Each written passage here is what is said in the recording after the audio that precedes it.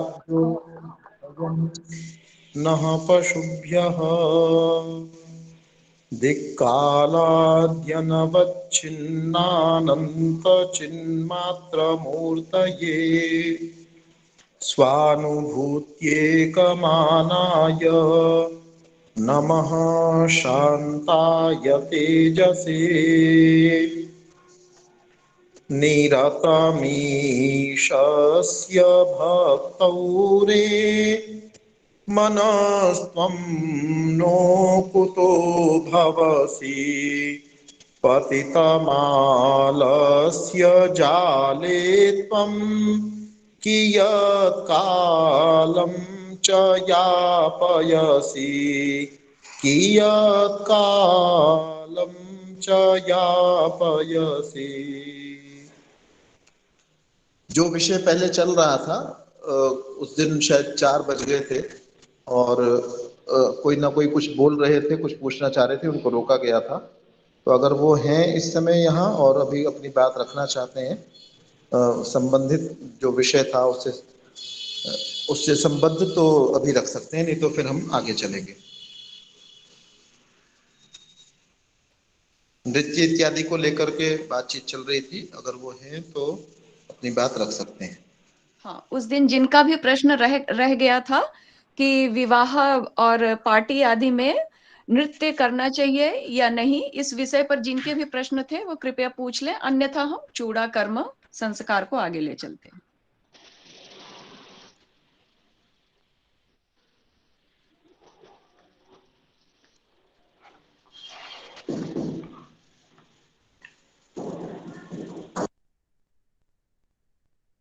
आचार्य श्री, लगता है आचार्य जी ओम। कहिए। आचार्य जी, मैं एक प्रश्न ये पूछना चाहती थी कि जैसे नृत्य और क्या कहते हैं बाकी ये चीज होती है, आर्ट में क्रिएट की मतलब कंसीडर की जाती है कि भाई आर्ट्स है, ये कला है एक तरह की, तो क्या अपने बच्चों को ये सिखाना भी चाहिए या नहीं? कला है तो कला जो है वो सिखानी चाहिए कि नहीं सिखानी चाहिए। कलाएं बहुत सारी हैं, तो जिस कला से हानि हो, विशेष रूप से जो इस समय कला को अभी क्या रूप दे दिया गया आप देखिए। अब कला तो कोई क्या काली महिला को या काले पुरुष को या जो दिखने में टेढ़ा मेढ़ा हो, क्या उसको हम लोग नृत्य में देखना चाहते हैं?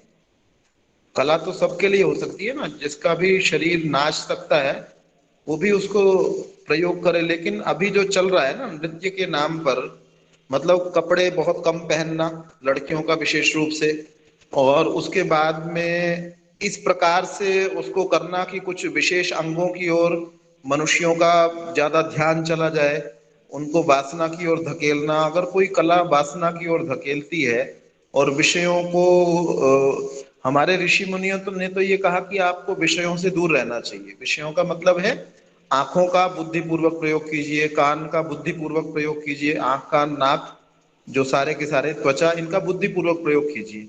अगर कोई कला प्रेरित इस काम के लिए करती है कि मनुष्य की वासना को भड़काने का वो काम करती है, आंखों का दुरुपयोग करवाती है, तो ऐसी कला को मेरे विचार से उससे बचने का प्रयास करना चाहिए।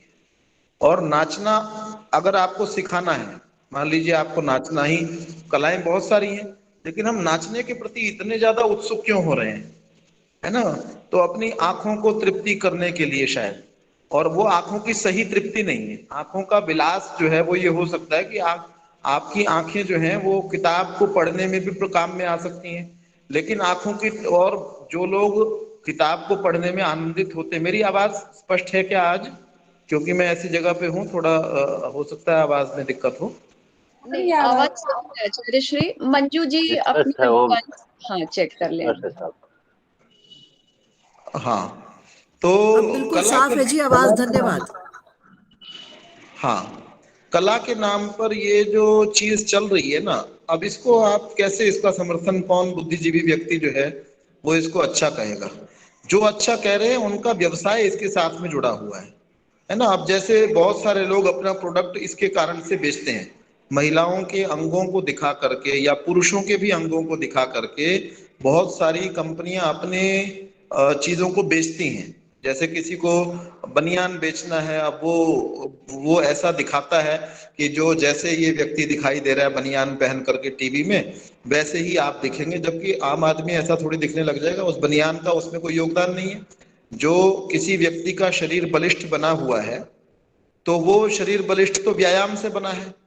चाहिए तो उसको ये कि वो व्यायाम की वो करे कि भाई ये व्यायाम से ऐसा शरीर बनता है। अब कहा यह जाता है कि आप इस नाम का बनियान पहनोगे तो आप ऐसे दिखोगे।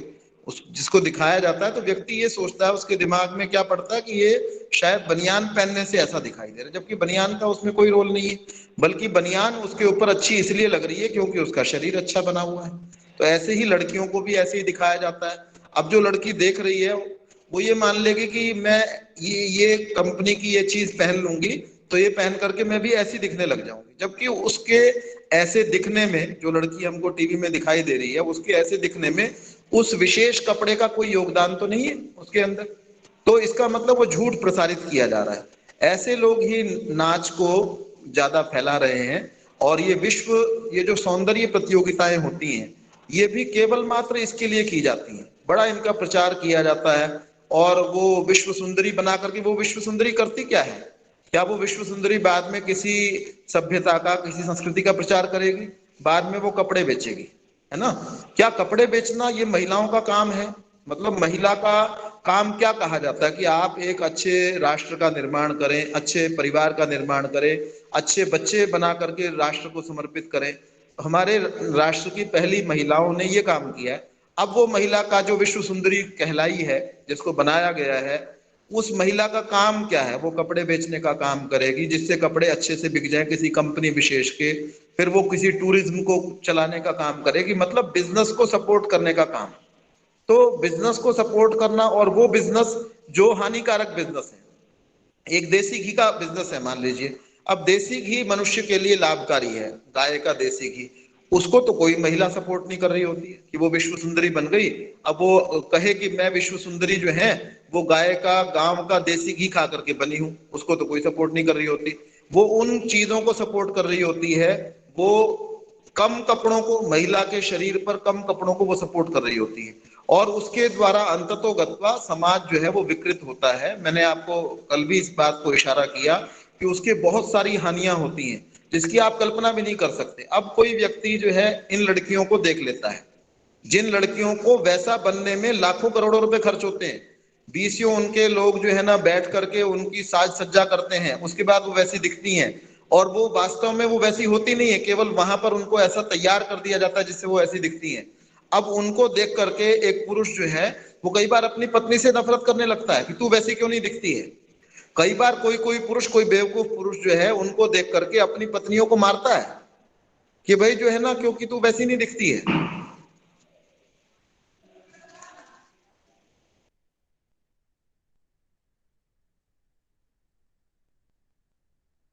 आचार्य जी आवाज चली गई। जी मैंने बंद की थी, कोई बाहर से खटखटा रहे थे। जी, तो इसलिए हमको इस चीज को समझना चाहिए। कला के नाम पर मतलब आप, अच्छा चलो आपने कला सीखनी है ना, तो कला, महिलाओं में नाचने, अगर महिला को, किसी को नाचना अच्छा लगता है, लड़कियों को, कई ऐसे परिवार में बच्चियां होती भी हैं वो केवल महिलाओं में, जैसे लेडीज संगीत होती हैं तो उसके अंदर वो नाचती भी हैं। तो ऐसा कर ले। अब कला का प्रदर्शन आपको वही मंच पर जा करके पुरुषों के बीच में क्यों करना है, और पुरुषों से ही उसमें तालियां क्यों लेनी है आपको? मतलब अगर एक महिला अपनी कला के कारण से, पुरुषों से ही क्यों तालियां चाहिए उसको?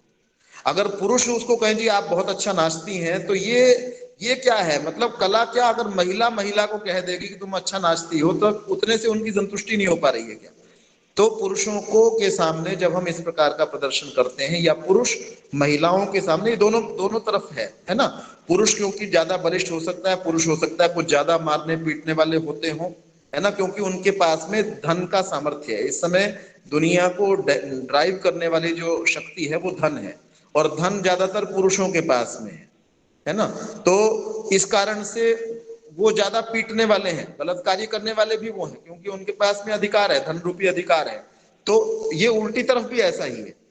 कोई महिलाएं भी ऐसी होती होंगी जिनके पास धन का सामर्थ्य साथ में होता होगा, वो किसी पुरुष को देख करके अपने पति के साथ नफरत करती होंगी, उसको मारती पीटती भी होंगी, उसके साथ दुर्व्यवहार करती होंगी, अलग अलग प्रकार का व्यवहार उसके साथ में, या उसके समीप नहीं जाती होंगी क्योंकि तुम वैसे नहीं दिखते हो। तो हमको ऐसी चीजों को बढ़ावा देने का कोई प्रयोजन नहीं है।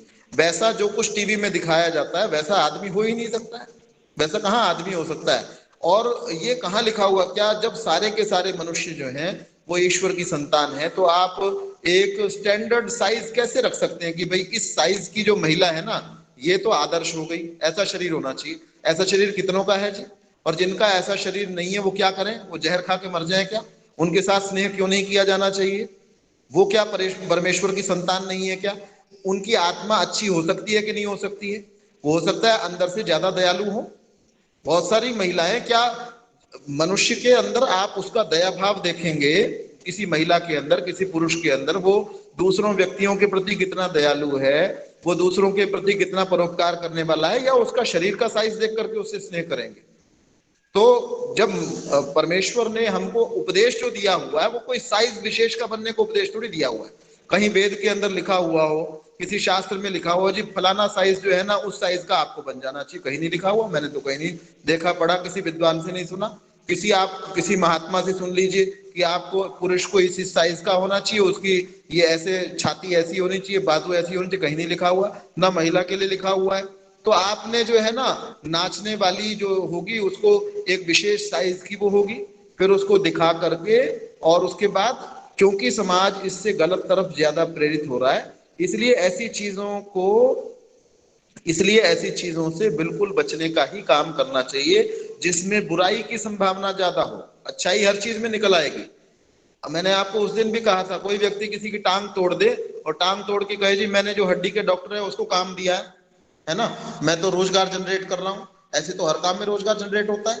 आदमी बंदूक उठाए और बंदूक से एक समय में 1 लाख व्यक्तियों को मार दे, कहे जी मैं तो 1 लाख गोली बनाने का काम दे दिया है उसको।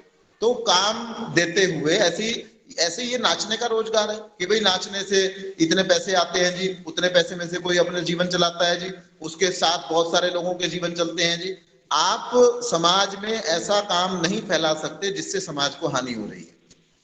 कोई भी व्यक्ति, अच्छा वो लोग इस बात का बड़ा विरोध करते हैं कि ये अंग प्रदर्शन करने से, इस प्रकार के शरीर को उसको देखने से कोई जो है ना इससे कोई वासना भड़कती नहीं है। ये बात तो कैसी मूर्खतापूर्ण बात है। आप जैसे व्यक्ति को देखते हैं, अब बौद्धों की जो मूर्तियां बनी हुई हैं उनसे आप पूछिए मूर्तियां आपने क्यों बनाई है, तो वो साफ कहते हैं कि हम उन मूर्तियों को इसलिए बनाते हैं कि वैसी मूर्तियों को देख करके मनुष्य के अंदर जो है अच्छे कार्यों को करने की या ध्यान करने की प्रेरणा होती है। जब मूर्तियों को देखने से, आप देखें हम फोटो मात्र को देखते हैं, अखबार के अंदर फोटो आती है, अगर एक भली महिला की फोटो, भली महिला का मतलब एक शालीन वस्त्र पहनी हुई महिला की फोटो, उसको देख करके तो ऐसे कोई भाव नहीं उत्पन्न होते। और दूसरे प्रकार की कपड़े पहने हुए महिला की फोटो या पुरुष की फोटो, तो दूसरे प्रकार के भाव भी उत्पन्न होते हैं, और वो चाहते हैं ऐसे उत्पन्न हो। जो लोग इन चीजों को प्रसारित करने में लगे हुए हैं, आप उनकी मानसिकता को जाकर के देखिए, वो क्यों ऐसी महिलाओं को पेश करते हैं, वो क्यों ऐसे पुरुषों को पेश करते हैं कि जिससे लोग इनकी ओर आकृष्ट होकर के हमारे सामान को खरीदें। सामान आप साबुन बेचिए, साबुन उतना हानिकारक नहीं होगा, लेकिन ये जो साथ में आप काम कर रहे हो ये ठीक नहीं है। तो इसलिए हमको इन चीजों से, कला के नाम पर, कला है, मैं इसको मना नहीं कर रहा, ये कला है, कला का प्रयोग होना चाहिए, लेकिन कला को किस रूप में कहां पर आपने जीवित रखना है इस बात को ध्यान रखना है। आप देखें ये जो है ना, ये रंग रलियों के अंतर्गत ही आता है।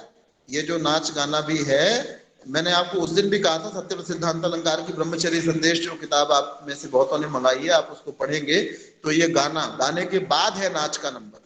तो गाना और नाच जो है, और स्वामी दयानंद ने तो जहां तक मुझे स्मरण आता है इसको मना किया है कि ब्रह्मचारी को कम से कम इनको देखना ही नहीं चाहिए। तो हम आजकल अपनी बच्चियों को ही तो सिखा रहे हैं, या बड़ी आयु की महिलाएं थोड़ी सीखती है नाच गाना, प्राय करके बचपन से, कोई बड़े आयु में भी सीखता होगा, प्राय करके बचपन से ही सीखते हैं। तो हमको समाज में समस्याएं जो हैं वो दया की कमी के कारण से, स्वार्थ के ज्यादा होने के कारण से है। तो हमने अपना समय बच्चे को नाच गाना सिखाने में क्यों लगाना है? हम उसके अंदर दया भाव बढ़ जाए ऐसा काम करें ना। अगर नाच सिखाने से वो दयालु हो जा रहा है, हो पा रहा है, तो हम उसको सिखा दें। समाज में अगर सबके प्रति आप देखिए, मेरी इच्छा, एक लड़की नाच रही है तो एक मेरी मतलब कोई भी पुरुष की ज्यादा मन उस तरफ करेगा, चल भाई उसको देखते हैं जाकर के। देखने की जरूरत किसको है? एक कोढ़ी व्यक्ति पड़ा हुआ है सड़क के किनारे, उसको भूख लग रही है, उसके पास रोटी नहीं है, देखने की जरूरत तो उसको थी। जो दवा जिसके पास में नहीं है, देखने की जरूरत उसको थी, देखभाल मुझे उसकी करनी चाहिए थी, लेकिन मैं देख किसको रहा हूँ? नाचती हुई लड़की को देख रहा हूं। तो जिस कारण से, जिस चीज से मनुष्य गलत तरफ प्रेरित होता हो, गलत तरफ, इतना भी तो गलत ही है, जरूरी तो नहीं अगर हर व्यक्ति उसको देख करके, मैं कहता हूं उसने कोई गलत काम नहीं भी किया, उसने अपनी पत्नी के साथ द्वेष नहीं किया, नहीं भी किया मान लो, लेकिन ऐसा होता नहीं है। मैं मान लेता हूं कि किसी व्यक्ति ने द्वेष नहीं किया होगा, लेकिन उस समय में वो किसी की सेवा करके, किसी दूसरे व्यक्ति, किसी अंधे व्यक्ति का सहयोग कर सकता था, किसी कोढ़ी का सहयोग कर सकता था, किसी और जो बीमार है उसकी सेवा में लग सकता था। ये बिल्कुल बड़ा आम है। इन नाच गाने इत्यादि के कारण से हम में से बहुत सारे लोग जो हैं अपनी माता पिता की सेवा करने से वंचित हो जाते हैं। महात्मा गांधी ने अपनी जीवनी के अंदर लिखा हुआ है, उन्होंने लिखा कि मैं अपने पिता के अंतिम समय में इसलिए उनके पास में नहीं था क्योंकि मुझे जो है ना वहां वासना ने वहां खींचा हुआ था। मतलब उनके पिता या माँ की मृत्यु जो है वो रात्रि के समय में हुई और 10 बजे के बाद वो चले गए अपने सोने वाले कक्ष में, जहां कस्तूरबा के साथ में रहते होंगे। और वो ये लिखते हैं, जब गांधी जैसा व्यक्ति, जिसको हम लोग इतना बड़ा बहुत सारे लोग मानते हैं, कुछ होगा उसमें विशेष तभी मानते होंगे, तो जब वो व्यक्ति भी इन चीजों से नहीं बच पाया, तो इन चीजों को देखने के कारण से हम में से बहुत सारे लोग जो है अपनी माता पिता की सेवा से वंचित हो रहे हैं, अपने और सामाजिक बहुत सारे दायित्वों को हम लोग नहीं कर पा रहे हैं। तो इसलिए हमको इनसे बचने का ही कोशिश करनी चाहिए। आंखों की जिससे तृप्ति हो उसकी ओर कम जाने की कोशिश करनी चाहिए, कानों की केवल तृप्ति हो उसकी ओर हमको कम जाने की कोशिश करनी चाहिए, त्वचा की जिससे तृप्ति हो उस ओर हमको कम जाने की कोशिश करनी चाहिए। ये हमारे शास्त्रों का यही आदेश है, यही हमारे लिए उपदेश है। तो इसलिए ये इन चीजों की ओर नहीं जाना चाहिए। बेशक ये कला है और कला का दुरुपयोग बहुत हो रहा है, इसलिए उससे बचना चाहिए। आचार्य जी आपका बहुत बहुत धन्यवाद, आपने बहुत अच्छे से समझाया ये चीज को। चलिए परमेश्वर करे कि दुनिया के बहुत सारे जो लोग हैं उनको समझ में आए। मुझे और आपको तो शायद पहले ही समझ में आया हुआ था, आप तो पहले ही बच्चों को इतनी अच्छी शिक्षाएं देते हो, तो अच्छा है। तो और कोई कुछ कहना चाहते हैं? जी आचार्य श्री, क्या जैसे कि जो अगर हम कला की बात करें तो भरतनाट्यम, कुचिपुड़ी, जो ईश्वर स्तुति के नृत्य हैं, इनमें हम बच्चों को कर सकते हैं क्या? आचार्य जी हमारे मैं दो बातें मैं इसमें थोड़ा बोलना चाहूंगी। जैसे आचार्य जी ने बताया कि उसको हम किस हिसाब से देख रहे हैं, और वही बात है कि हम और क्या जो दूसरे लोग हैं उसकी तालियां उसके लिए कर रहे हैं, या आत्मसंतुष्टि के लिए कर रहे हैं, या समाज को बिगाड़ने के लिए कर रहे हैं, तो इस चीज का बहुत ज्यादा महत्व है, मैं ऐसा सोचती हूँ।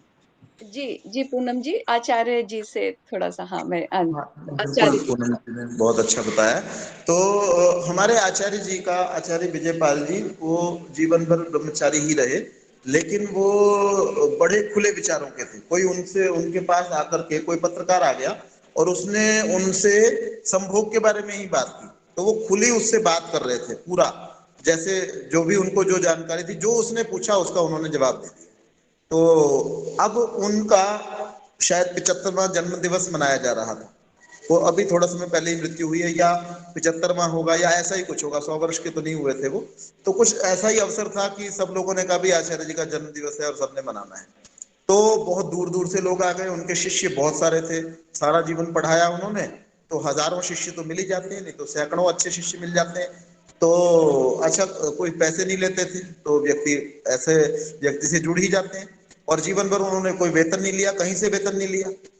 तो अब कोई व्यक्ति ऐसे ही, जैसे आप भरतनाट्यम कुचिपुड़ी की बात कर रहे हैं, तो वहां से कोई लड़कियों को लेकर के आ गया। वो कुचिपुड़ी, मुझे नहीं पता कौन सा नृत्य था, लेकिन वो ऐसा ही नृत्य था। उसमें साड़ी जो है अलग ढंग की पहनी हुई थी, जो उत्तर भारत की साड़ी का तरीका है वैसी साड़ी नहीं पहनी हुई थी। तो अब वो नृत्य होने लगा तो सारे हैरान थे। सबने कह तो दिया, आचार्य जी मंच पे ही बैठे हुए थे, सामने वो मंच पे और भी बड़े विद्वान बैठे हुए थे, नीचे भी लोग बैठे हुए थे, लेकिन सारे हैरान हो रहे थे इसको देख करके, भाई ये जो व्यक्ति है इसने क्या सोच करके भाई यहाँ इससे क्या करना चाह रहा है व्यक्ति।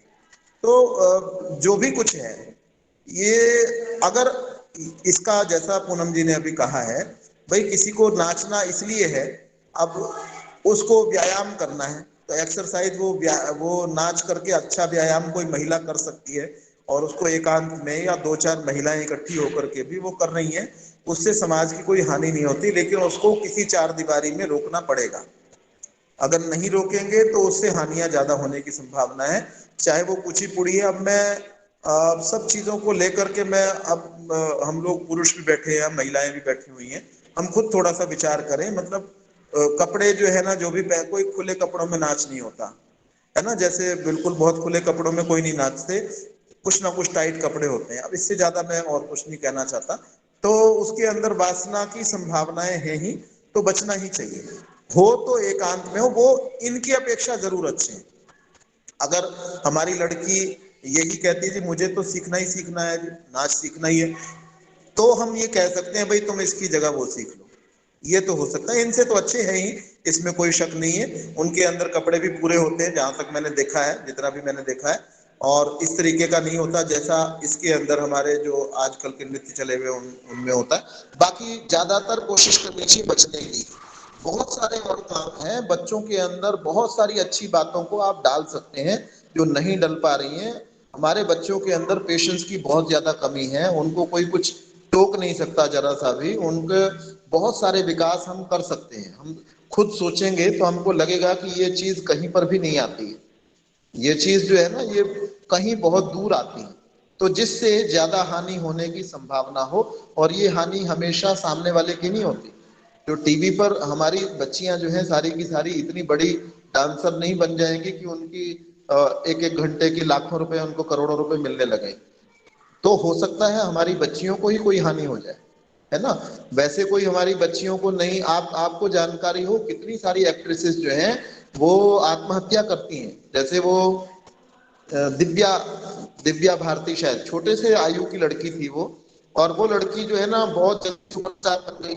अब ये जो आम तौर पे जो समझ में आता है कि भाई जो डॉन्स होते हैं जो कहते हैं मैं बम्बई का डॉन हूँ, मैं जी मैं तो दुबई का डॉन हूँ, या मैं तो पूरे वर्ल्ड को लीड करता हूँ, ऐसे डॉन्स की तरफ से भाई वो लड़की मेरे पास आनी चाहिए, है ना, इतने समय के लिए, 2 घंटे 4 घंटे एक रात के लिए। अब मुझे ऐसा लगता है, अब हर लड़की, अब उसको क्या पता था, मुझे ऐसा लगता है वो लड़की किसी को बता तो नहीं पाती है, लेकिन वो आत्महत्या कर लेती है। हर एक लड़की ये क्यों चाहेगी कि भाई जो मर्जी चाहे, क्योंकि वो बंबई का राजा है, क्योंकि फलाने का है, तो वो क्यों उसके पास में जाएगी। लेकिन मैं ये बात कहना चाहता हूं, जब दिव्या भारती जैसी को भी आत्महत्या करनी पड़ी इतने नेम और फेम के बाद में, हम जिसकी कल्पना भी नहीं कर सकते, एक व्यक्ति को, एक बच्ची को, मतलब 20 22 25 साल की शायद वो रही होगी, ऐसे अनेक लड़कियां हैं जो आत्महत्याएं कर चुकी हैं। आप सोचिए, जिनके पास बेतहाशा पैसा है, जिस पैसे के लिए दुनिया तरस रही है कि हाय कुछ पैसा मिल जाए, हाय पैसा मिल जाए, और उसके बाद पैसे को फेंक करके लोग प्रसिद्धि कमाना चाहते हैं, वो पैसा और प्रसिद्धि उनके चरणों में लौट रहे हैं, करोड़ों लोग उनके प्रशंसक हैं, उसके बाद वो लड़की शराब पी करके और ऊपर से छलांग मार करके मर जाती है। तो ये भी तो, ये नृत्य का और इन चीजों का की ही तो हानि है। उसका नृत्य ही तो किसी ने देखा होगा, उसका चेहरा या उसके और अंग प्रत्यंग ही तो किसी ने देखे होंगे, जो उसने कहा नहीं जी मुझे ऐसा लगता है। उससे दाऊद इब्राहिम, या दाऊद इब्राहिम का मैंने वैसे नाम लिया, कोई भी व्यक्ति जो है वो उससे पैसा थोड़ी मांग रहा होगा। पैसा मांगना होता तो वो धनी मानियों से मांगता। एक शरीर, एक लड़की से जो इस प्रकार की शरीर वाली है, उससे शरीर ही तो मांगेगा कोई। तो उसकी आत्महत्या के पीछे बहुत बड़ा कारण, ज्यादातर मुझे ऐसा लगता है ऐसा ही कारण होगा। ये मैं केवल कल्पना कर रहा हूँ, इसके बारे में मैंने कभी पढ़ा नहीं है, लेकिन मुझे ऐसा लगता है। तो हो सकता है हमारी बच्चियां, मैं ऐसा चाह नहीं रहा हूं कि हमारी बच्चियों के साथ कोई ऐसा घटनाक्रम हो। कोई ये भी कह सकता है जी, अच्छा जी ये अगर लड़की हमारी नाचती है और कोई उसको परेशान करता है तो पुलिस वाले कब काम आएंगे, पुलिस वालों को लगना चाहिए। पुलिस वालों का कुछ काम हो सकता है, पहले तो किसी भी देश में ऐसी कोई पुलिस नहीं है कि एक एक व्यक्ति के पीछे एक एक पुलिस लगी रहे। और क्या ये पुलिस वाले यही काम पे क्यों लगे? आपकी एक कला की तृप्ति के लिए आप तो अपने अपने शौक पूरे करने में लगे हुए हैं, और पुलिस वाले आपकी सुरक्षा करते रहे, क्योंकि हम अपना शौक नहीं रोक सकते कि हमने तो 20 आदमियों के बीच में और पुरुषों के बीच में, महिलाओं के बीच में हमने तो स्टेज पे शो करना ही करना है। अब सरकार जो है ना, सरकार से आम आदमियों को रोटी तो खिलाई नहीं जा रही है ना, पूरा पोषण तो दिया नहीं जा रहा, वो एक एक महिला की, एक एक लड़की की सुरक्षा कहां से कर लेंगे? तो इसलिए हमको इन चीजों से जो है वो बचना ही चाहिए। मैं ये निवेदन कर रहा हूं कि जरूरी नहीं है कि हमारी बच्ची के कारण से कोई दूसरा व्यक्ति उस लड़की को, हमारी बेटी को, या हमारी जो बेटी नहीं भी है, कोई भी लड़की है, उसको देख करके अपनी पत्नी को मारेगा। उसमें हमारी बेटी की हानि नहीं है, कई बार हमारी बेटी की भी हानि हो सकती है, जैसा कि दिव्या दत्ता या और बहुत सारे, अभी मेरे को नाम ऐसे तुरंत याद नहीं आ रहे, लेकिन ऐसे आपको जिन्होंने जवानी के अंदर, भरी जवानी के अंदर, बड़े नाम के साथ में, बड़े पैसों के साथ में उन सबको छोड़ करके आत्महत्या की है, या उनको मार दिया गया है। मार दिया गया है तो उसमें भी उनका शरीर ही कारण है। अगर किसी ने हत्या कर दी तो भी शरीर कारण है, और अगर उन्होंने स्वयं आत्महत्या की है तो भी उनका शरीर कारण है। मैं सौंदर्य का विरोध नहीं कर रहा, लेकिन सौंदर्य को इस तरीके से प्रदर्शित करना और इस प्रकार से उसको करना जिससे लोगों की वासना बढ़ जाए, इस प्रकार से उसका प्रयोग करना, ये जो है अनुचित है। और ये नाच गाना इत्यादि इसी का एक प्रकार है, तो हमको उससे बचना ही चाहिए ज्यादा से ज्यादा अगर हो सके। और कोई कुछ कहना चाहे तो कह सकते हैं।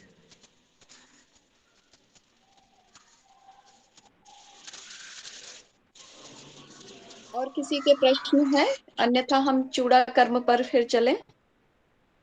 मुंडन संस्कार। और अभी तो आचार्य श्री ने बहुत ही अच्छे से हमें समझाया, बहुत बारीकियों से, और इन बातों को हम आगे भी समाज में, आप केवल यहीं तक नहीं रखेंगे, इसको आगे भी ले जाएंगे, क्योंकि यहाँ बैठे लोग जो आकर्षण में आए हैं आचार्य श्री के जो एक वैदिक प्रवचन है, तो सभी उनमें कुछ गुण होगा, इसको अन्य तक पहुंचाना है। कोई प्रश्न पूछना है तो पूछ लीजिए, कोई भी शंका है आपकी। हाँ जी, मैं कुछ कहना चाहती हूँ कि जी, ना ज्योति जी केवल, कहिए। हाँ जी, ना केवल नाच, आजकल गाने भी इतने वल्गर और इतने गंदे हो गए हैं ना कि मतलब सुनने से घिन आती है कि ऐसा भी गाना हो सकता है। तो हमें ये कोशिश करनी चाहिए कि ना तो हम ऐसे गाने देखें और ना ऐसे नाच सुने, गाने सुने और नाच देखें। हम जितना देखते हैं उतना ही वो लोग करते हैं, तो अगर उनकी मतलब देखने वालों की तादाद कम हो जाएगी तो शायद ये चीज भी कमी हो जाएगी, हम उनको इम्पोर्टेंस ही नहीं देंगे इतनी। तो और हमें अपने बच्चों को यही सिखाना चाहिए कि इनकी तरफ अट्रैक्ट ना हो, और समाज में बहुत अच्छे काम करने के लिए हैं, और इनके अलावा और बहुत सारी बुराइयां हैं आचार्य जी, जैसे जो हमारे समाज को, हमारे देश को खराब कर रही हैं, और लोगों को पता नहीं है कि इनसे हमारे देश को कितना नुकसान हो रहा है। जैसे मल्टीनेशनल कंपनी, जैसे उस दिन आपने बताया था कि ऐसी बहुत सारी जैसे पॉइंट्स हैं, तो हमें समाज में आपके द्वारा जैसे आप प्रकाश डालें इन चीजों पे, ताकि उन लोगों को पता चले कि इनडायरेक्ट वे से वो हमारे समाज को और हमारे जो देश को कितना खोखला करते जा रहे हैं। जी बिल्कुल ठीक कहा आपने। और कोई कुछ कहना चाहे? जी, आप लोग सभी बहुत अच्छा बातचीत रखते हैं। पूनम जी हैं, ज्योति जी हैं, और भी हम में से मेरे ख्याल आरती जी भी अच्छा रख पाते हैं। तो हमको आसपास स्कूल्स में जाना चाहिए, मेरा ये निवेदन है आप सभी से। ये तो आप जो मैं बोल रहा हूँ इसका तो प्रचार हम करेंगे ही, आप लोग करते ही हैं। तो लेकिन आपने ये भी कोशिश करनी है, आसपास जो स्कूल है अपने बच्चों को हम सिखा ही रहे हैं, तो आसपास स्कूलों में जा करके भी थोड़ा सा विषय तैयार करके, और गवर्नमेंट स्कूल्स में विशेष रूप से, तो वहां जाकर के हमको अपनी बात को रखना चाहिए। तो शायद कुछ बच्चे तो समझ ही पाएंगे, सब बच्चे बेशक ना समझ पाए, लेकिन कुछ ना कुछ बच्चे जरूर आपके साथ में जुड़ जाएंगे। और आपको जब वो कभी बड़े होकर के बताएंगे कि आपकी वजह से हम सफल हो पाए, तो आपको भी अच्छा लगेगा कि ये बच्चा जो है ना, आपको अपने जीवन की सार्थकता अधिक लगेगी। हमारे अपने बच्चे तो बड़े होकर के कितने ही अच्छे हो, कभी ना कभी कह देते हैं जी आपने किया है ना, एक ही लाइन लगती है उनको कहने में, और हम हैरान रह जाते हैं कि जिनके लिए जीवन खपा दिया। तो बच्चों के लिए तो फिर भी जीवन खपाना ही है, और ऐसी लाइन सुनने के लिए भी तैयार रहना ही चाहिए। लेकिन बाहर हमने 100 बच्चों पर काम किया, 2-4 बच्चे भी अगर हमको आकर के बाद में कहेंगे कि आपने हमको अच्छी तरफ लगाया था और उसके कारण से हम सफल हो गए हैं, तो हमको बहुत अच्छा लगेगा। उस जैसी और उपलब्धि नहीं हो पाएगी, तो इसलिए हमको ऐसी भी कोशिश करनी चाहिए। तो मुंडन संस्कार जो है ना, 16 संस्कारों के क्रम में कोई कुछ कहना चाहते हैं तो कह सकते हैं, अगली बार भी अगर बीच में कुछ ऐसी बात जो रेगुलर है वो रखना चाहेंगे तो रख पाएंगे। मुंडन संस्कार जो है उस पर जी चंद्र जी कहिए। आचार्य जी, आचार्य जी, एक बात बोलना चाह रही थी मैं। ये जो आजकल चल रहा है महिला सशक्तिकरण का, और कोशिश भी हो रही है, चल भी रहा है, पर सब तो इससे लाभान्वित नहीं हो रहे। सरकार कितनी कोशिश कर ले, समाज कर ले, पर घर में कहाँ हम सशक्ति हो पा रहे हैं, और इसका क्या उपचार होना चाहिए? देखिए, अगर आप जो महिला सशक्तिकरण में लगी हुई महिलाएं हैं उनको आप जाकर के देखेंगे तो उनका सशक्तिकरण के अभिप्राय ही कुछ और है, उससे कोई शक्ति प्राप्त होने वाली नहीं है।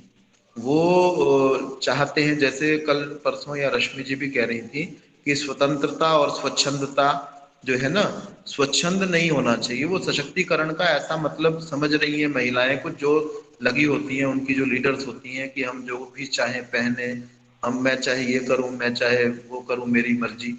तो इस चीज को जो है ना हम लोग सशक्तिकरण मान रहे हैं। सशक्त होना या न होना ये महिला के अपने हाथ में है।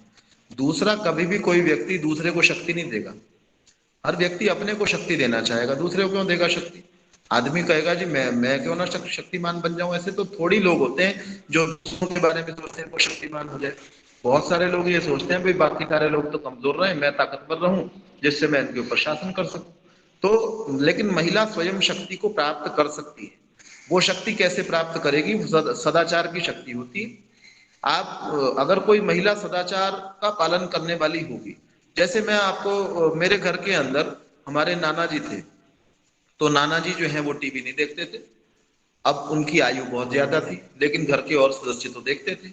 तो उनके इस सदाचार के कारण से, या टीवी देखा तो कभी समाचार देखे, इसके अलावा कुछ भी नहीं देखा, तो उनके इस सदाचार के कारण से जो बच्चे थे उनको ये लगता था, उनको उनसे ही डर लगता था।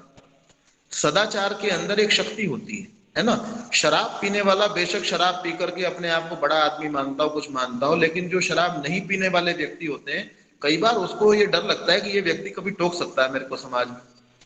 आप देखें, एक आगरा के अंदर एक समाज में मेरे को जाने का अवसर मिलता था, तो वहां पर जो प्रधान और मंत्री इत्यादि थे वो ऐसे ही थे, कोई शराब पीने वाला है, कोई कुछ है, कैसा है।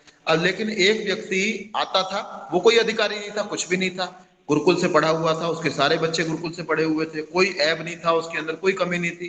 अब वो कोई अधिकारी नहीं था, उस समाज का सदस्य भी नहीं था, उससे सबको डर लगता था कि ये व्यक्ति जो है ना, ये अच्छा, उसको किसी से कुछ चाहिए नहीं था कि वो उनका किसी का नौकर नहीं था। वो कई बार क्या होता है, उनकी नौकरी पे नहीं था, उनके बिजनेस के अंदर कहीं वो नहीं था, वो अपना काम था उसके पास में, बस आर्य समाज में आता था। अब ये शक्ति महिलाओं का सशक्तिकरण जो है उनके सदाचार के द्वारा हो सकता है। अब कोई सोचे जी महिला को कोई शक्ति और कैसे देगा, कैसे दी जाएगी? झांसी की रानी के अंदर जो शक्ति आई होगी, मान लीजिए शक्ति थी उसके अंदर, वो शक्ति उसने खुद अर्जित की होगी ना, उसने तलवार चलाना सीखा होगा, उसने खुद निर्णय किया होगा मेरे पति नहीं है तो मैंने आगे आना है। नहीं तो कोई डर के जो है ना कहीं चली जाती पैसे लेकर के, और किसी कहती मैं तो दूसरे देश में मेरा पलायन करवा दो और वहां जाकर के जी लूंगी। लेकिन उसने कहा मैं, मेरे जीते जी जो है ना, मैं झांसी देने वाली नहीं हूँ।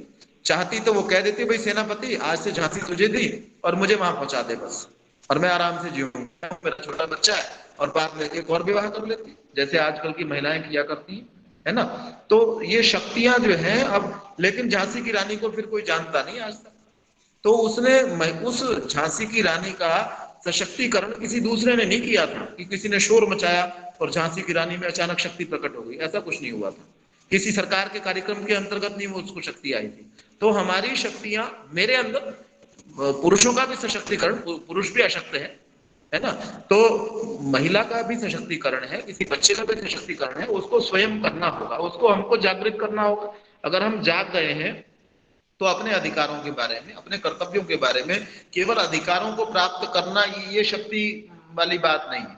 मुझे अपने कर्तव्यों को भी पूरा निभाना है। मैं आपकी किसी बात को काट नहीं रहा हूं, तो लेकिन शक्ति हमको खुद ही प्राप्त करनी पड़ेगी, और वो शक्ति सदाचार के द्वारा प्राप्त की जाती है। शक्ति अधिक ज्ञानार्जन के द्वारा प्राप्त की जाती है। लड़कियां, आज एक लड़की, अभी थोड़े दिन से मैं एक लड़की को 2 बार मिल चुका हूं, एक लड़की से, वो 25-27 साल की बच्ची है। अब उसका 36 लाख रुपए का उसका पैकेज है, कोई वो नाच गाने का काम कुछ नहीं कर रही है और बड़े अच्छे स्वभाव की है, बड़ा अच्छा जीवन है उसका, बीटेक करके, और पढ़ाई के कारण से उसको पैसे मिल रहे हैं। ऐसे बहुत सारी बच्चियां हमारे आसपास में हैं। तो उन्होंने ज्ञान को अर्जित करके, जो भी ज्ञान उपलब्ध है, ठीक है, उन्होंने ये ज्ञान नहीं प्राप्त किया, कोई और ज्ञान प्राप्त किया उस ज्ञान के बाद में, और उसने ये सोचा हुआ है कि भाई मेरा विवाह जिस बच्चे के साथ में हो, जिस लड़के के साथ में हो, वो मेरे पैसे नहीं लेगा, ये बात मैं उसको शुरू में कहूंगी। तो ये निर्णय तो आपको करना पड़ेगा ना। अब हमारी मतलब बच्ची की माँ जो है उसको समझाती रहे, नहीं बेटा तुझे तो पति के साथ में जो है ना, पति को सारा कुछ दे देना चाहिए, वो जैसा कहे वैसा कर देना चाहिए। तो ये चीजें कभी अवसर हो सकता है, ये निर्णय बच्चियों का खुद का अपना होना चाहिए। तो वो शक्ति उनको खुद प्राप्त करनी पड़ेगी। तो ज्ञान अर्जित करके आप शक्ति को प्राप्त कर सकते हो, अपने सदाचार के द्वारा शक्ति को प्राप्त कर सकते हो, अपनी मेहनत के द्वारा, अपने आत्मविश्वास के द्वारा। बहुत सारी महिलाएं, एक महिला अभी यहाँ पर रहती हैं, वो जीवन भर उन्होंने अकेले ही बिताया, उनका विवाह हुआ, विवाह के बाद बच्ची 6 माह की थी। उस समय में उन्होंने सर्विस को छोड़ना स्वीकार नहीं किया।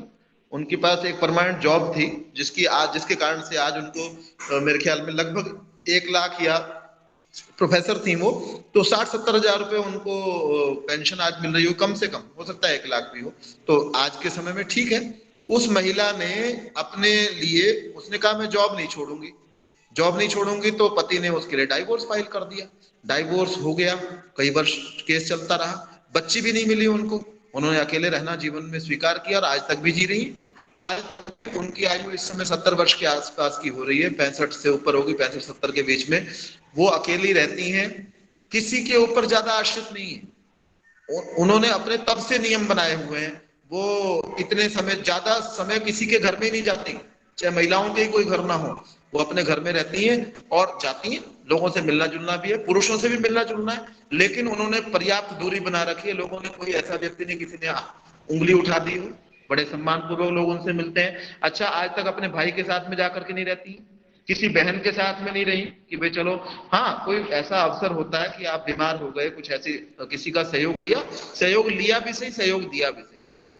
तो आत्मविश्वास जो है ना, ये भी आपकी शक्ति का कारण होता है। उन्होंने ये माना कि मैं बहुत बड़ी आयु के अंदर उन्होंने ड्राइविंग सीख ली। तो अब कई महिलाएं मान करके बैठ जाए, अगर महिला, ये तो मैं नहीं कर सकती, ये काम तो मैं नहीं कर सकती, मैं अकेली तो नहीं रह पाऊंगी, ये तो मेरे से नहीं हो पाएगा। हम सबको एक दूसरे के सहयोग की जरूरत है। ये भी ठीक है कि मैं ये ना मानूं मैं सर्वशक्तिमान हूं, है ना, मैं सब कुछ कर सकता हूं, लेकिन ये भी होना चाहिए कि मैं अकेला भी जी सकता हूं, मैं अकेला रह सकता हूं, जो मैं कर सकता हूं वो तो उसका विश्वास मेरे अंदर होना चाहिए। तो आपकी एजुकेशन आपको खुद प्राप्त करनी है, कौन रोक सकता है ना। किताब को प्राप्त करने से, अगर कोई लड़की ये सोच ले मैंने तो पढ़ना ही पढ़ना है, कौन दुनिया की ताकत है जो रोक लेगी। आप देखो, वो मलाला यूसुफ, मलाला क्या नाम था उस लड़की का, उसको सिर में गोली लग गई, उसने कहा मैंने तो पढ़ाना है। अब वो उसको, जो मलाला यूसुफ जई को जो सामर्थ्य आया है ना, कुछ ना कुछ तो ताकत आई होगी, कुछ तो होगा उसके पीछे। तो वो ताकत जो है, किसी संगठन ने उसको वो ताकत नहीं दी हुई, है ना, वो किसी महिला सशक्तिकरण के प्रोग्राम से ताकत नहीं आई थी, वो अपने अंदर से आई थी। तो मुझे अपने अंदर, मुझे आत्मविश्वास खुद उत्पन्न करना पड़ेगा। महिला को अपने अंदर आत्मविश्वास लाना होगा, उसको अपनी एजुकेशन को अपने अंदर लाना होगा, उसको सदाचार को अपने अंदर लाना होगा, उसको ये बताना होगा कि मैं बिकाऊ चीज नहीं हूं, है ना। अब कई महिलाएं सोच रही हैं, लोग मुझे बहुत देख रहे हैं तो मैं बहुत बड़ी चीज हो गई हूं। अरे आप देखो, देखने के कारण से आपको कोई इतना सम्मान आपका नहीं कर रहा है। आप बहुत देखने की चीज हो गए हैं, इसके कारण से कोई आपको राष्ट्रपति नहीं बनाने वाला कि आप बहुत देखने वाले। अगर ऐसा ही होता तो जो बहुत सुंदर महिलाएं होती उनको सब कहते जी आप हमारी लीडर बन जाइए। क्या शहर की सबसे सुंदर महिला शहर की लीडर होती है क्या शहर की सबसे सुंदर महिला को लोग धर्मगुरु स्वीकार करते हैं क्या? क्यों नहीं करते? क्या उसके चरणों में गिरते हैं क्या लोग? जब वो बीमार पड़ जाती है, जब वो बूढ़ी हो जाती है, कोई उसकी तरफ देखता भी नहीं है ना। तो सौंदर्य जो है ना, केवल हमारी अपनी जो सोच है, वो हमारी सोच में परिवर्तन होने की जरूरत है। हमको महिलाओं को अपने सशक्तिकरण के लिए खुद प्रयास करना पड़ेगा। एक महिला अगर, और महिलाओं ने ऐसा किया है, जिन महिलाओं ने ऐसा किया है वो शक्तिमती हैं। पुरुषों की हिम्मत नहीं उनके सामने आकर के खड़े हो जाए। बहुत सारी महिलाओं को जो गलत पुरुष भी होते हैं वो देख भी नहीं सकते उनकी तरफ, जो ये सोचते हैं हम किसी भी महिला का मान मर्दन कर सकते हैं, बहुत सारी महिलाओं की तरफ उनकी हिम्मत भी नहीं है कि उसको देख भी ले, जिन्होंने 20-20 महिलाओं का मान मर्दन किया होगा, ऐसे पुरुष भी। तो ये शक्तियों को स्वयं अर्जित करना है, ज्ञान के द्वारा, आत्मविश्वास के द्वारा, सदाचार के द्वारा। इन शक्तियों को, अपने सशक्तिकरण को हम खुद कर सकते हैं। कोई पुरुष नहीं चाहेगा कि आपको शक्ति प्रदान कर दी जाए। अपने धन के द्वारा, धनार्जन के द्वारा धन भी आप कमा सकते हो। जब आप भोजन बना सकते हो, एक 24 घंटे की एक में क्या पता नहीं ऐड चलती थी कि वो 4 बच्चों को अलग अलग जॉब ऑफर की गई थी। आप सबने शायद टीवी पे आती थी, अब बहुत समय से देखा नहीं मैंने उसको। तो उनको ये कहा गया कि आपको 24 घंटे सर्विस करनी है। 4 बच्चों को, अलग अलग जगह के बच्चों को ये कहा जाता था। आपने भी शायद देखी होगी, क्योंकि बहुत देखी हुई है, आप कुछ समय से नहीं देखी मैंने वो। उनको ये कहा जाता था कि आपने 24 घंटे सर्विस करनी है, नौकरी मिलेगी आपको, लेकिन 24 घंटे काम करना पड़ेगा। कह लगे अच्छा, और आपको खड़े रहना पड़ सकता है, बहुत बार रात को भी खड़े रहना पड़ सकता है आपको। आपके वर्किंग आवर्स कोई भी नहीं है, मतलब आपको 1 बजे रात को जगाया जा सकता है, 3 बजे भी जगाया जा सकता है। फिर सारी बातें बोलने के बाद ये कहा जाता था कि इस सब के लिए आपको कोई पेमेंट नहीं मिलने वाली, कोई पैसा नहीं मिलेगा।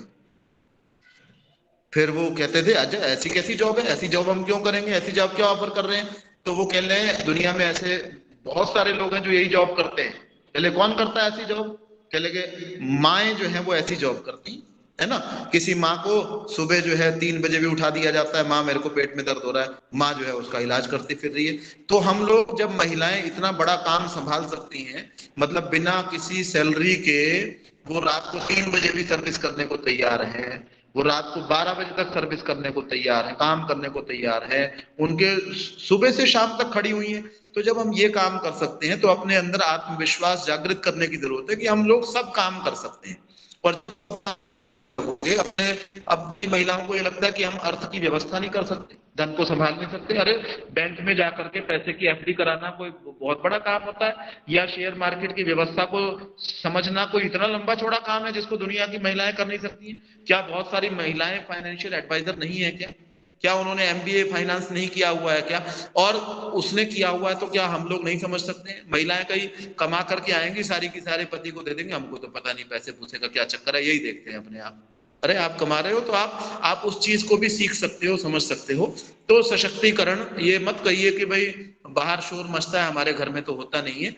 तो शक्ति अपने आप में खुद को लानी पड़ेगी, अपने निर्णय खुद हमको करने पड़ेंगे कि मैं अपने ऊपर इतना अधिकार किसी को देती हूँ और इतना नहीं देती हूँ, ये निर्णय हमको खुद करने पड़ेंगे। मैं इसमें कोई विद्रोह करने के लिए नहीं कह रहा, मैं ये नहीं कह रहा आप किसी के साथ में द्वेष करें, आप पति की सेवा नहीं करें, बच्चों की सेवा नहीं करें, ऐसा कुछ भी नहीं कह रहा। लेकिन अपने निर्णय कहीं ना कहीं आपको ये करने पड़ेंगे कि मैं इतना मेरे ऊपर बच्चों का अधिकार है, इसके बाद नहीं है।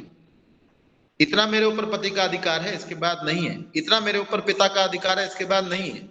इतना मेरा भी अधिकार है। तो अपनी शक्ति को खुद ही अर्जित करना पड़ेगा, खुद अपने पास में उसको लेना पड़ेगा।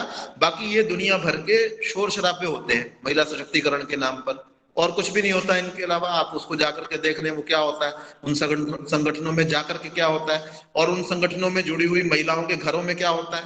एक महिला जो है ना, हमारे कॉलेज में ही प्रोफेसर थी, और वो खुद ही बता रही थी कि वो ऐसी किसी संगठन में जुड़ी हुई थी, और कहते हैं हम वहां जाकर के चर्चाएं करते हैं, बाद में जब वो चर्चा, औपचारिक चर्चा खत्म हो जाती है, फिर आपस में बात करते हैं, भाई ऐसा है, ये नियम अपने घर में ना जाकर के लागू कर लेना, लड़ाई झगड़ा हो जाएगा, बेकार का काम हो जाएगा, ये तो यहाँ तक के लिए था। अब ऐसे लोग क्या महिला सशक्तिकरण करेंगे, है ना। तो हमको इस चीज को खुद ही समझना है, खुद ही इन शक्तियों को, और इन शक्तियों को बहुत सी दुनिया की महिलाओं ने अर्जित किया है। भारत की महिलाओं ने जब अर्जित किया तो स्वयं अर्जित किया, और आज भी बहुत सारी महिलाओं ने अर्जित किया हुआ है। आगे भी हम चाहेंगे तो ज्यादा से ज्यादा हम लोग इसको अर्जित कर सकते हैं। जी चंद्र देवी जी, कुछ गलत तो नहीं कह दिया मैंने?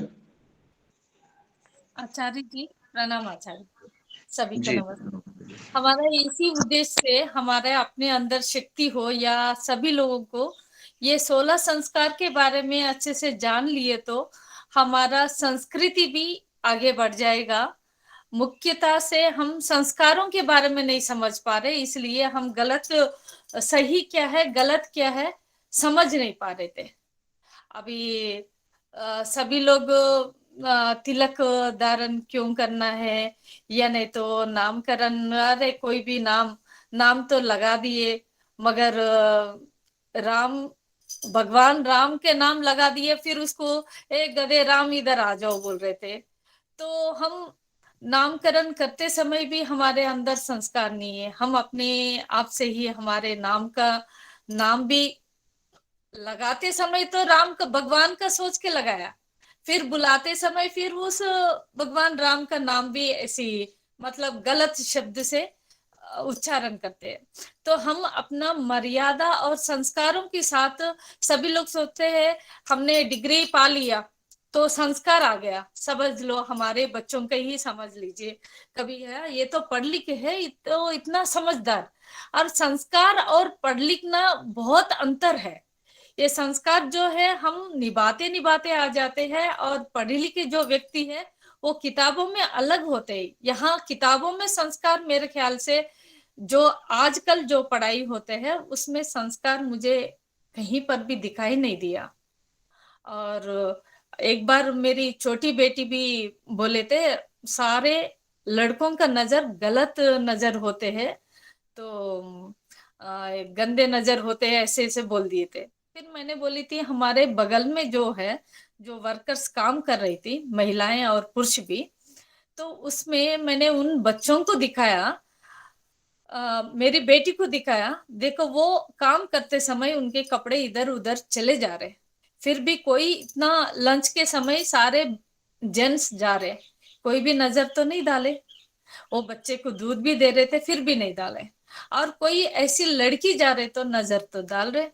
तो क्योंकि उसने जानबूझकर उस तरीके से कपड़ा पहना है। तो मेरे ख्याल से अपने संस्कारों को सिखा दिए तो सब कुछ इसी में मेरे ख्याल से आ ही जाएगा। सब लोग, कुछ गलत बोल दिए तो माफी चाहूंगी। जी बिल्कुल ठीक आप कह रहे हैं निर्मला जी, बिल्कुल ठीक आपने कहा। अभी पिछले दिनों मुझे भी ऐसा लगता था कि भाई सारी लड़कियां जो है ना वो शॉर्ट्स को और कपड़े पहनने की आजादी को सपोर्ट करती, मुझे ऐसा लगता था कि भाई आजकल की लड़कियां ऐसी हैं। लेकिन एक दिन मैं मेट्रो स्टेशन में दिल्ली पे में ही जा रहा था, तो एक लड़की ने, देखिए जीन्स तो बहुत सारी बच्चियां आजकल पहनती हैं, लेकिन एक लड़की ने जो है बिल्कुल छोटे कपड़े पहन रखे थे। तो मुझे लग रहा था शायद मेरा ही ध्यान इसकी तरफ जा रहा है कि भाई ये क्या पहन करती है और कहाँ घूम रही, क्या कर रही है, इतने लोग घूम रहे हैं। लेकिन मैंने देखा महिलाएं भी सारे उसको घूर घूर के देख रही थी, बड़ी बुजुर्ग महिलाएं नहीं, जवान बच्चियां, उसकी उम्र की बच्चियां, उसको कोई फर्क नहीं था, वो तो अपना चल रही थी। लेकिन मेरे को ये लगा, पहले जो लग रहा था मुझे लगा रे मैं गलत सोच रहा था, मतलब महिलाएं खुद भी उनको गलत समझती हैं। तो वो सारे, मैं जितना रास्ता उसके आसपास से गुजरता रहा उतनी देर में मैंने कई लड़कियों को देखा, वो सारी उसको देख रही थी कि भाई जो है ना ये इसको समझ, मतलब बड़ी वैसी दृष्टि से, घृणा की दृष्टि से उसको देख रही थी। तो ये निश्चित रूप से आपने जो बात कही है बिल्कुल ठीक है। और कोई कुछ कहना चाहे? अब इसको कल ही देखेंगे या जब भी आगे होगा। और कुछ स्पीड ज्यादा रही है, अब कुछ किया नहीं जा सकता उसमें। चलिए, और कोई कुछ कहना चाहे कह सकते हैं। हम लोग सब इन चीजों को जानते हैं, मेरे विचार से हम में से कोई ऐसा नहीं होगा जो बहुत वेस्टर्न परिधानों को अच्छा मानता हो या बच्चियों को शॉर्ट्स पहनने की शिक्षा देता हो। लेकिन बच्चियां ऐसी बात करती हैं तो हमको उनको ऐसी चीजें समझानी ही चाहिए कि भाई आप आंखें किस लिए मिली हुई हैं, जिनकी आंखें नहीं है उनको जाकर के पूछो। आंखों का अगर हमारे पास है तो हम दुरुपयोग कर रहे हैं, और जिनके पास नहीं है वो ये भी नहीं देख पाते कि भाई हम कहाँ खा रहे हैं, गड्ढे के अंदर कैसे चल रहे हैं। तो कितनी परमेश्वर ने इतनी सारी अच्छी चीजें दी हुई हैं, आंखें कितने अच्छे कामों के लिए दी हुई हैं, हम उनसे गड्ढों से बचते हैं, हम उनसे पढ़ सकते हैं, कितना दुनिया के लोगों का सहयोग कर सकते हैं। लेकिन हम उन आंखों का कहाँ पर प्रयोग कर रहे हैं? आज एक दिन के लिए आंख बंद कर ले व्यक्ति, उसके बाद उसको कहो भाई अब तूने तो, अगर तेरी आंख तभी खोलेगी जब तू ये सब नहीं देखेगा, तुरंत तैयार हो जाएगा। है तो लगता है फालतू की चीज मिली हुई है, बस इससे यही काम कर लो। जब चीज हमारे पास होती है हमको उसकी वैल्यू नहीं पता होती, और जिस दिन चली जाए तो तुरंत सारे भगवान से प्रार्थना करने बैठ जाएंगे, हे भगवान बस आंख वापस कर दे, आगे से तो मैं कोई गलत काम, किसी को गलत नजर से देखूंगा ही नहीं, कभी ये नाच भी नहीं देखूंगा, गाना भी नहीं देखूंगा, मैं तो अच्छे ही अच्छे काम करूंगा, हे भगवान आंख दे दे। नहीं है तो बस मिली हुई है तो दुरुपयोग कर रहे हैं। तो एक दिन ऐसे बच्चे को कहना चाहिए, बेटा एक दिन आंख बंद करके देखो, पूरी तरह आंख बंद करके रखो, उसके बाद तुम विचार करना कि भाई ये आंखें जो है ना किस किस काम के लिए हैं और किस काम के लिए नहीं है, क्या उपयोग इनका ठीक होगा, क्या गलत होगा। जी, और कोई कुछ कहना चाहें कह सकते हैं। आचार्य जी, मैं ऐसा कहना चाहूंगी, जो आप हमें कहते हैं, आप कह रहे हैं ना कि आप लोगों को कुछ पता होगा, ये है, पता तो बहुत कुछ है, लेकिन फिर भी जो आप कहते हैं ना आचार्य जी, हम आगे बच्चों से कह सकते हैं, किसी और से कह सकते हैं, अपने लिए कह सकते हैं कि जो हमारे अंदर तमाम गलतियां हैं, गुनाह है, हमें पता ही नहीं है, हम चलते चले जा रहे हैं, जीवन काटते चले जा रहे हैं, तो वो हमें पता चलता है कि हम कहाँ गलत है, तो उसको हमें अपने आप को रोकना है। कुछ बच्चियों का कारण माँ बाप भी है, जैसे हम भी हैं, हमने किए हैं, हमें पता ही नहीं कि हम गलती कर रहे हैं या सही कर रहे हैं, हम समाज को देख के भागते चले जा रहे हैं। तो उसके लिए जब आप हमें बताते हैं, चीजें करते हैं, तो वो हमारे लिए तो अच्छा होता ही है, और पास पड़ोस के बच्चों के लिए भी, हमारे अपने बच्चों के लिए भी बहुत अच्छा हो जाता है।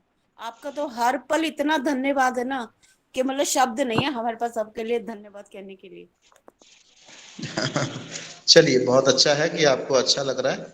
तो हम सोचते हैं कि हम लोग धीरे धीरे करके और बढ़ते चले जाएंगे। मेरे अंदर बहुत सारी कमियां हैं और वो भी आप लोगों के संग के कारण से दूर होंगी, मुझे ऐसी आशा है। तो एक सामान्य मनुष्य ही है, आपका कुछ और काम है, आप कुछ और काम करते हो, मेरा काम है ये, तो मैं इसलिए बोल लेता हूँ। तो इसके अलावा और कुछ नहीं है। आपका जीवन मेरे विचार से मेरे से ज्यादा ही पवित्र होगा। तो अच्छा लगता है आप लोगों के साथ में। जी, कहिएगा। और कोई कुछ कहना चाहें? और मैं कुछ कहना चाहें से ये मतलब नहीं है कि मेरी प्रशंसा आप करें, विषय से संबंधित कोई बात कहना चाहें तो आप जरूर कहिए। बाकी आप ऐसा कह देते हो उससे प्रोत्साहन ही मिलता है और ये लगता है कि भाई मुझे भी अच्छा बनना चाहिए, अगर वो मुझे अच्छा मानते हैं तो मुझे अच्छा बनना चाहिए, ऐसा ही लगता है। जी, और कोई कुछ कहना चाहें कह सकते हैं। ठीक है, फिर शांति पाठ कर लें रश्मि जी। हाँ जी आचार्य श्री, अगर किसी को, रीता जी कुछ कहना है आपने, आप बहुत ध्यान से सुन रहे हैं। जी दीदी, मेरे को कुछ नहीं कहना है, हाँ, लेकिन संजीव जी। आचार्य जी का सुन के बहुत अच्छा लगा।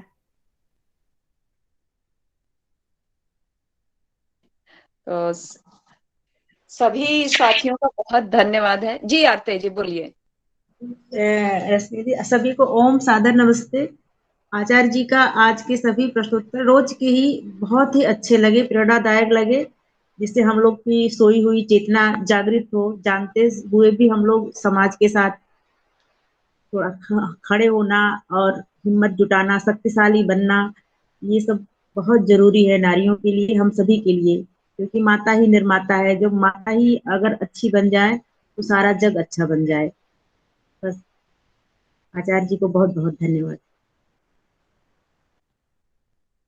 जी, एक्चुअली में क्या होता है, हम सभी को ये पता होता है कि ये चीजें गलत हैं और ये सही हैं, लेकिन बस हमें समाज में कहना नहीं आता है कि कैसे, जब कोई डिबेट पर आ जाता है, कोई बच्चा लड़ने आ जाता है, बच्चा क्या बोले, जो ये फिल्मी लोग हैं, जो कॉरपोरेट के लोग हैं, ये ऐसी ऐसी बातें चलवा देते हैं जहां पर हमारी बुद्धि कार्य करना बंद कर देती है। सभी के पास वो क्षमता नहीं होती है कि हम उनसे तर्क वितर्क कर पाए।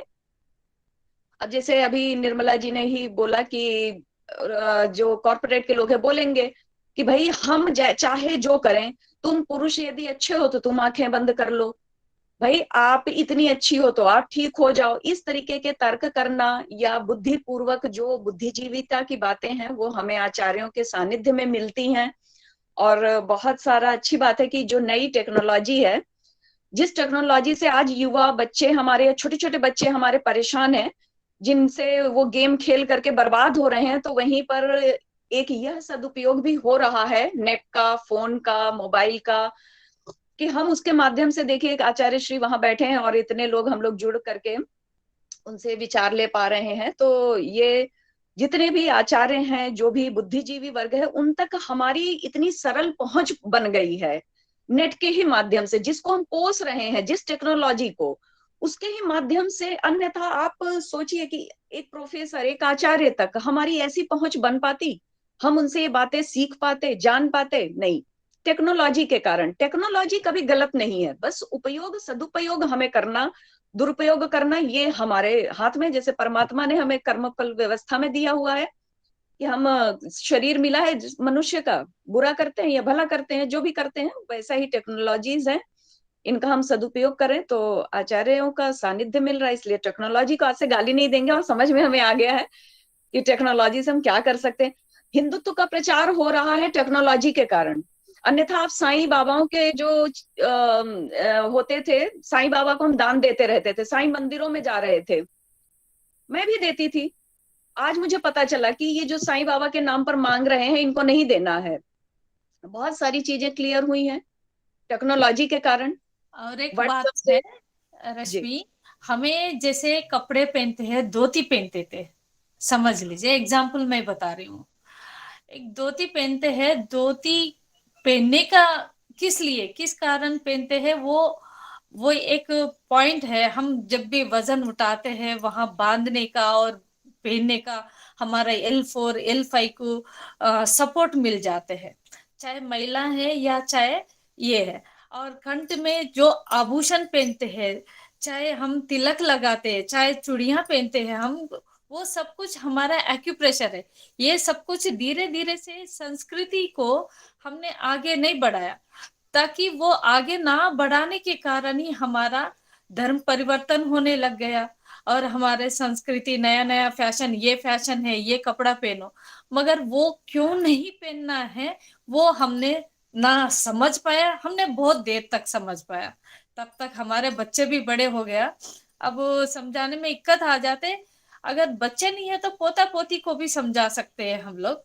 साइंटिफिक रीजन के साथ साथ हम हम खुद समझना है साइंटिफिक रीजन के साथ, ताकि हम आगे तर्क कर सकते। बिना उससे फिर तर्क करना फिर मुश्किल हो जाता है। देखो शास्त्र में ये है, शास्त्र में वो है, अरे शास्त्र में वो तो पुरानी बात हो गया, ये बोलेंगे, फिर हम कैसे समझाएंगे फिर उन बच्चों को। शास्त्र में लिखा है, हमें पता है, आपको पता है, मगर बच्चों को आज का टेक्नोलॉजी पता है, तो हम साइंटिफिक रीजन के साथ बताना चाहिए, ताकि वो बच्चे जो है अपना संस्कृति को कम से कम थोड़ा बहुत भूल ना जाए, उसी में टिके रहे। जी दी, हम एक्चुअली जब तक एक शब्द शायद हमें यह बदलना पड़ेगा, मेरे भी मुख से निकलता रहता है कि हम अपना संस्कृति न कहकर उसको वैज्ञानिक संस्कृति कहें, तभी बच्चों के मन मस्तिष्क पर यह विचार जाएगा। क्योंकि एक वैश्विक संस्कृति होनी चाहिए जो मानव कल्याण के लिए चीज है, वह सबकी होनी चाहिए, वह केवल भारतीयों की बपौती नहीं होनी चाहिए। हमें बार बार अपने शब्दों को, मैं भी अपने ठीक करूंगी, मैं भी यही गलती करती हूँ, हम यही कहें कि जो भी वेद का है वह संपूर्ण मानवता का है, संपूर्ण विश्व का है, संपूर्ण ब्रह्मांड का है, तब ये बात शायद बच्चे स्वीकारेंगे। जैसे ही हम अपना कहेंगे तो उनके भीतर नहीं जाएगा। और भारतीय संस्कृति को जो है वैदिक संस्कृति के रूप में हमें बदलने का प्रयास करना चाहिए। आचार्य श्री अगर ठीक लगे तो। जी बिल्कुल ठीक बात है जी। हाँ जी, तो इस पर जो है, और आचार्य श्री का और बहुत सारा धन्यवाद तो है ही है कि वो हमें अपना इतना कीमती समय, अपने कीमती विचार हम सब तक पहुंचाते हैं। हम सबकी आत्मोन्नति के लिए इतना पुरुषार्थ कर रहे हैं, तो हमें भी उतना ही पुरुषार्थ करना चाहिए। और गुरुकुल क्रांति की टीम का बहुत बहुत आभार, हिमांशु जी, आचार्य विवेक वरुण जी का, कि वो हमारे इस कार्यक्रम की रिकॉर्डिंग कर रहे हैं और इस विचार को फैलाने में मदद कर रहे हैं। रेखा सिंघल जी और निर्मला दीदी का टेक्निकल पार्ट और देखने के लिए गुरुकुल क्रांति का बहुत बहुत आभार। अभी आचार्य श्री हमें शांति पाठ की ओर ले जाएंगे, मैं माइक उन्हें देती हूँ। आपका भी बहुत बहुत आभार। ओम द्यौः शान्तिरन्तरिक्षं शान्तिः पृथिवी शान्तिरापः शान्तिरोषधयः शान्तिः वनस्पतयः शान्तिर्विश्वे देवाः शान्तिर्ब्रह्म शान्तिः सर्वं शान्तिः शान्तिरेव शान्तिः सा मा शान्तिरेधि। ओम शान्तिः शान्तिः शान्तिः।